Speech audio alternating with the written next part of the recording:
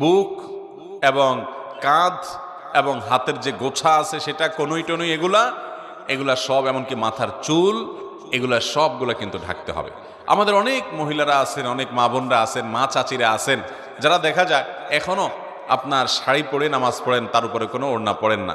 আপনি শাড়ি পরে নামাজ পড়েন, কিন্তু তার উপর আপনাকে একটা বড় ওড়না বা কিছু দিয়ে আপনার পুরো শরীরকে ঢাকার চেষ্টা করতে হবে। শুধু শাড়ি পরে নামাজ পড়লে আপনার হাতের কোনোই দেখা যাবে, আপনার পেট বা পিঠের বা কিংবা কাঁধের কিছু অংশ আপনার দেখা যেতে পারে, চুলগুলা বের হয়ে যেতে পারে। যদি আপনার পুরো নামাজ জুড়ে এরকম শরীরের সমস্ত অঙ্গ প্রত্যঙ্গ খোলা থাকে, আপনার নামাজ হবে না। অনেক মহিলারা আছেন সারা জীবন নামাজ পড়েছেন, কিন্তু তাদের নামাজ হয় নাই।